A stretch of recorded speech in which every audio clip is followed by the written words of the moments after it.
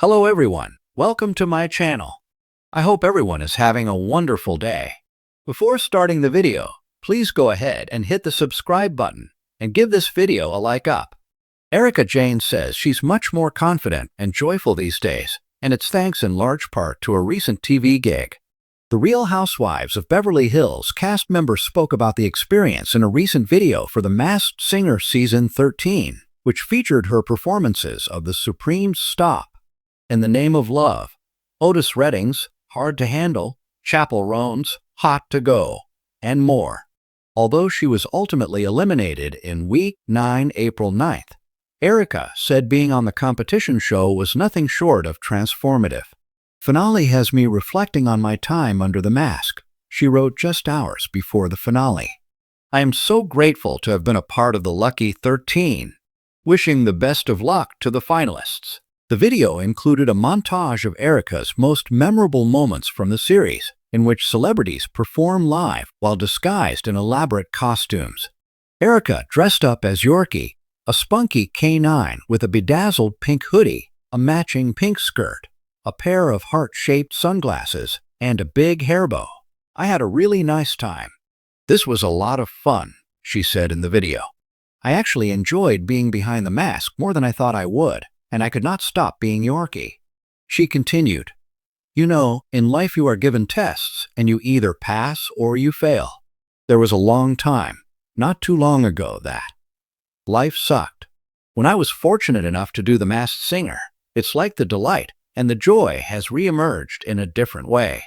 This is gonna sound corny, but I feel more confident.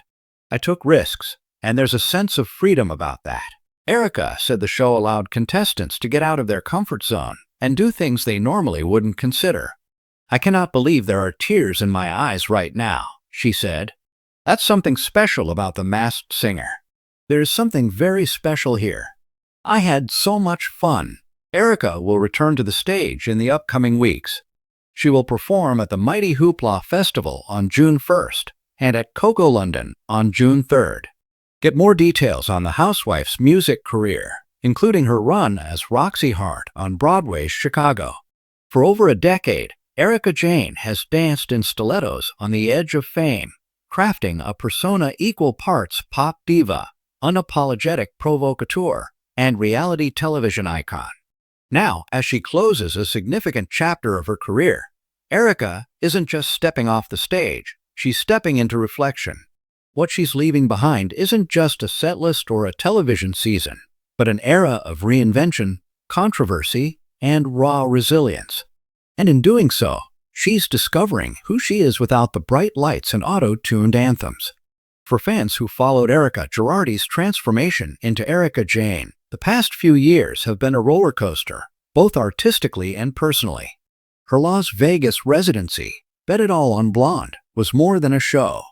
It was a defiant comeback, a glitter-drenched declaration of survival following a media firestorm surrounding her estranged husband Tom Girardi's legal scandal.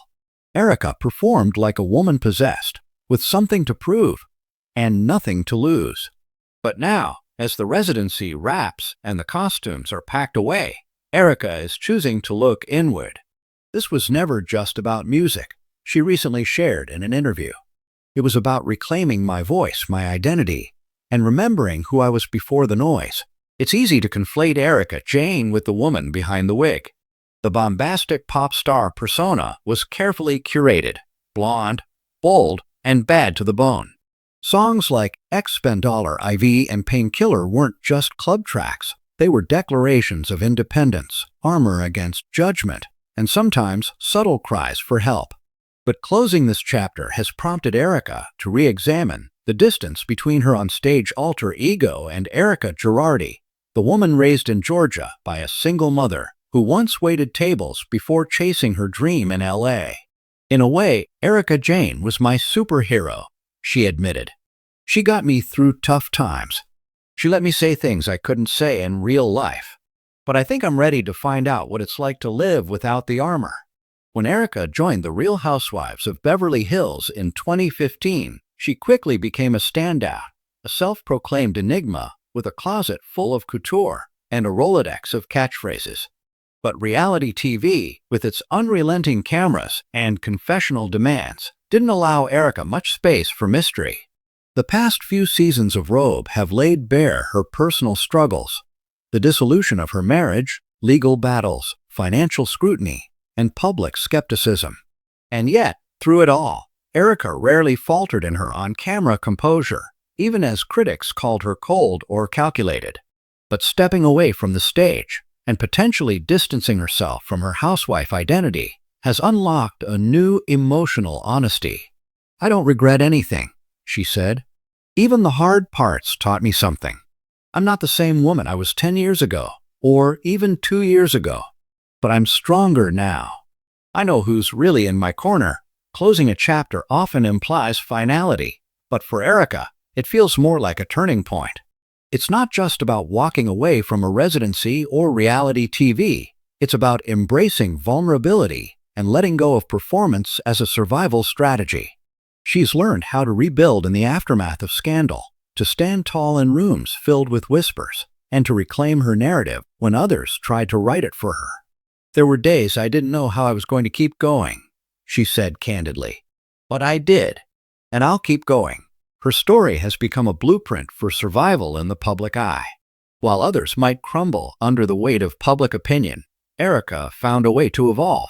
Even as the ground shifted beneath her, Erika Jayne isn't retiring. If anything, this pause is an incubation period for something deeper. She's hinted at exploring new artistic mediums, perhaps more acting, more advocacy, maybe even a memoir. What's certain is that whatever Erika does next, it will be on her own terms. "I think people are finally ready to hear from me, not just the glamorized version, but the truth, the unfiltered, unedited me," she teased. "I don't know if I want to keep performing in the same way. I want something more meaningful now." Her next move might be quieter, less sparkly, but no less powerful. There's a richness in reinvention that only comes when you stop trying to impress and start trying to connect.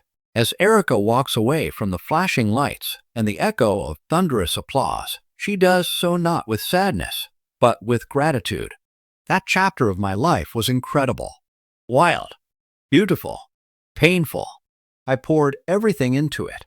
But I'm closing that book now, and I can't wait to write the next one." For her fans, this moment is bittersweet. We'll miss the high ponytails, the stiletto struts, the fierce declarations of being too glam to give a damn. But there's something even more compelling about the Erika we're starting to see now, less polished, more present. Erika Jayne spent years dazzling the world with her audacity. Now, she might just win us over with her authenticity. And maybe, in closing one chapter, she's opening the most compelling one yet. There comes a moment in every artist's journey where the glitter dims just enough to see the shape of transformation behind the lights. For Erika Jayne, that moment has arrived.